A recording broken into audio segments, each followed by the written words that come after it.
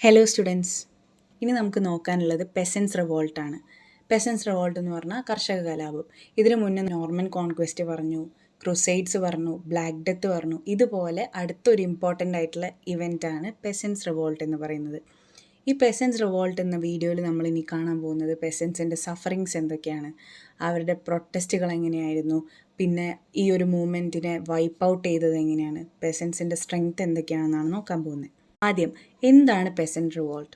പെസൻസ് revolt was A major uprising of പെസൻസ് and labourers in England that took place in 1381. 1381 ഇംഗ്ലണ്ടിലെ പെസൻസ്, അതായത് കർഷകരും തൊഴിലാളികളും എല്ലാവരും കൂടെ അന്നത്തെ കാലത്തുണ്ടായ സോഷ്യൽ ആൻഡ് എക്കണോമിക്കൽ കണ്ടീഷൻസിനെതിരെയുള്ള ഒരു പ്രൊട്ടസ്റ്റ് ആയിരുന്നു അതൊരു റിവോൾട്ടായിരുന്നു. ആ കാലത്ത് രാജ്യം ഭരിച്ചിരുന്നത് ആരായിരുന്നു? റിച്ചാർഡ് സെക്കൻഡ് ആയിരുന്നു. പിന്നെ ഈ ഒരു റിവോൾട്ടിനെ നയിച്ച ആളുകളാണ് Wat Tyler, Jack Straw, John Ball എന്നിവർ. Why did peasants revolt happen? Peasant റിവോൾട്ടിൻ്റെ കാരണം എന്താണ്, അല്ലെങ്കിൽ എന്തുകൊണ്ടാണ് നടന്നത് എന്നുള്ളതാണ്. ഇതിൻ്റെ ഒരു മെയിൻ കാരണം, അന്നത്തെ കർഷകർക്ക് വളരെ തുച്ഛമായിട്ടുള്ള വേതനമായിരുന്നു കൊടുത്തിരുന്നത്. അതുപോലെ തന്നെ ലാൻഡ് ലോഡ്സിന് അവരെ ഈസിലി ഒരു പണിയിൽ നിന്ന് എടുത്തു കളയാനും പറ്റിയിരുന്നു. അങ്ങനെ ഈ കളയുന്ന ആളുകളെ എന്ത് ചെയ്യും? ഷീപ്പ് ഫാമിങ്ങിലേക്ക് പോകും. അത് എന്ന് പറയുന്നത് ലേബർ ഇൻറ്റൻസീവ് ആയിട്ടുള്ളതാണ്, ലെസ് ലേബർ ഇൻറ്റൻസീവാണ്. അതുപോലെ തന്നെ മോർ ലുക്രേറ്റീവാണ്. ലേബർ ഇൻറ്റൻസീവ് മീൻസ് അതായത് കുറഞ്ഞ തൊഴിലാളികൾ മാത്രം ആവശ്യമുള്ള ഒരു ജോലിയാണ്. അതുപോലെ തന്നെ കൂടുതൽ എന്ത് ചെയ്യാൻ നമുക്ക് പ്രോഫിറ്റബിളുമാണത്. സോ അത് കാരണം കുറേ പേർക്ക് ജോലി ഇല്ലാത്ത അവസ്ഥ, വേതനമില്ലാത്ത അവസ്ഥ, ഇതൊക്കെയായിരുന്നു അന്നത്തെ കാലത്ത് ഉണ്ടായിരുന്നത്.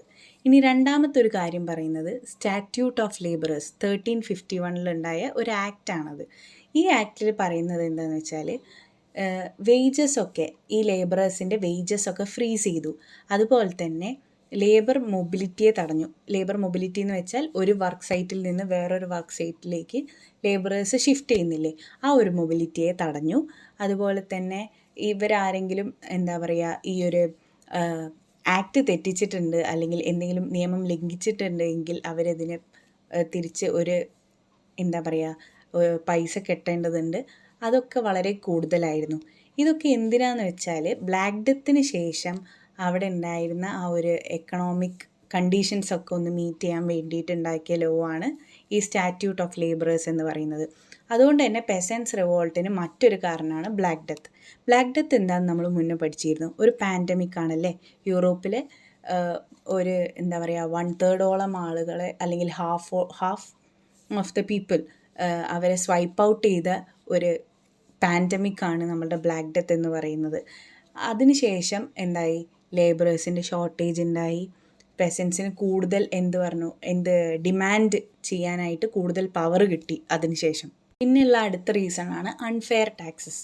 എന്നിട്ട് ഈ ഗവൺമെൻറ് എന്ത് ചെയ്തു എന്ന് വെച്ചാൽ പോൾ ടാക്സ് എന്ന് പറഞ്ഞൊരു ടാക്സ് ഇൻട്രൊഡ്യൂസ് ചെയ്തു.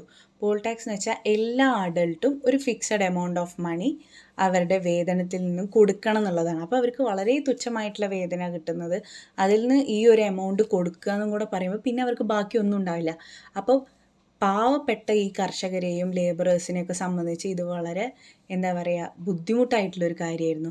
പിന്നെ അഞ്ചാമത്തത് എക്കണോമിക് ഹാർഡ്ഷിപ്പ് എന്ന് പറയും. അതായത് സാമ്പത്തികമായിട്ടുള്ള അവർ നേരിട്ടൊരു പ്രതിസന്ധി. അതായത് വളരെ തുച്ഛമായ വേതനം, ഹൈ ടാക്സസ് അടയ്ക്കാനുണ്ട്, പിന്നെ എന്താ പറയുക അവർക്ക് അങ്ങോട്ടും ഇങ്ങോട്ടും അതായത് ലേബർ മൊബിലിറ്റി ഒന്നും ഉണ്ടായിരുന്നില്ല എന്ന് പറയുന്നുണ്ട്. അപ്പോൾ എങ്ങനെയായാലും ഈ കാര്യങ്ങളൊക്കെ രണ്ടറ്റം കൂട്ടിമുട്ടിക്കാൻ അവർ ഒരുപാട് കഷ്ടപ്പെട്ടിരുന്നു.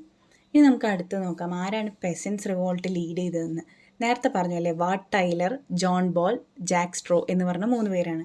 ഇതിൽ വാട്ട് ടൈലർ എന്ന് പറയുന്നത് ഒരു സോൾജിയർ ആയിരുന്നു. അദ്ദേഹം ഈ ഒരു റിവോൾട്ടിന് ഒരു ലീഡറായിട്ട് ഇതിൻ്റെ മുന്നിലുണ്ടായിരുന്നു. പിന്നെ ജോൺ ബോൾ എന്ന് പറയുന്നത് ഒരു പ്രീസ്റ്റ് ആയിരുന്നു. അദ്ദേഹം സോഷ്യൽ ആൻഡ് ഇക്കണോമിക് ഈക്വാലിറ്റിക്ക് വേണ്ടിയിട്ട് അഡ്വക്കേറ്റ് ചെയ്തു. പിന്നെ ജാക്ക് സ്ട്രോ എന്ന് പറയുന്നത് ഈ എസെക്സിലെ ഈ ഒരു റിവോൾട്ടിൻ്റെ ലീഡറായിരുന്നു. അടുത്തത് what happen during the പെസൻസ് revolt. എന്താണ് പെസൻസ് റിവോൾട്ടിൽ സംഭവിച്ചത്? അത് ആദ്യം ഈ പെസൻസ് എല്ലാവരും കൂടെ ഒരു വലിയ ഗ്രൂപ്പായിട്ട് ജൂൺ 1381 ലണ്ടനിലേക്ക് മാർച്ച് ചെയ്തു. അതെന്തിനാണ് മാർച്ച് ചെയ്തത്? അവർക്ക് അവരുടെ മിസറീസും അതായത് അവരുടെ സങ്കടങ്ങളും അവരുടെ കംപ്ലയിൻസൊക്കെ അന്നത്തെ രാജാവായ റിച്ചാർഡ് സെക്കൻഡിനെ അറിയിക്കാൻ വേണ്ടിയിട്ടായിരുന്നു. റിച്ചാർഡ് സെക്കൻഡ് എന്ന് പറയുന്നത് വളരെ ചെറിയൊരു പയ്യനായിരുന്നു.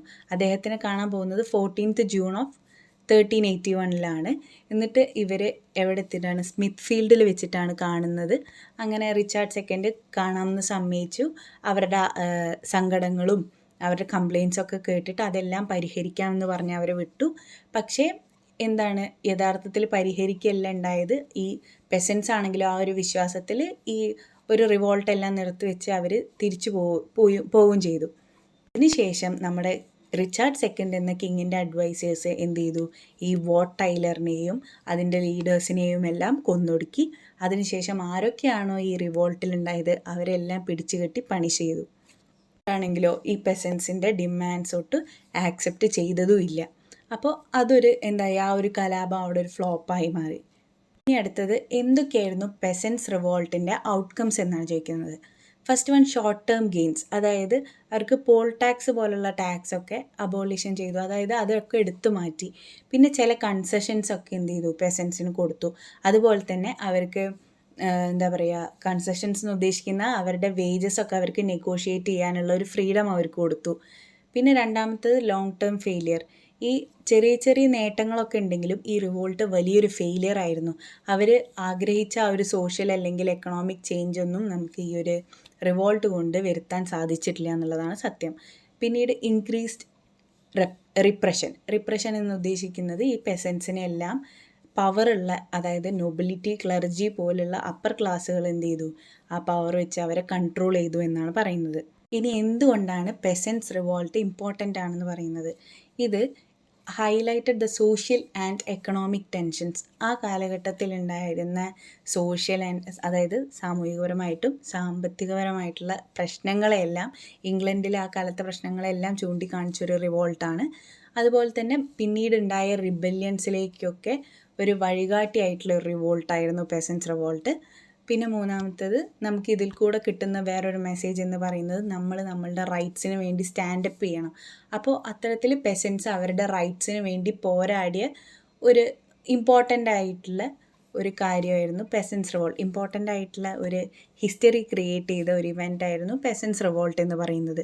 Even though it is a flop, അതൊരു ഫ്ലോപ്പ് ആണെങ്കിൽ കൂടെ അവർ അവരുടെ റൈറ്റ്സിന് വേണ്ടി നിന്നു എന്നുള്ളത് നമ്മളിതിൽ ശ്രദ്ധിക്കേണ്ട ഒരു കാര്യമാണ്. Okay, that's all. Thank you.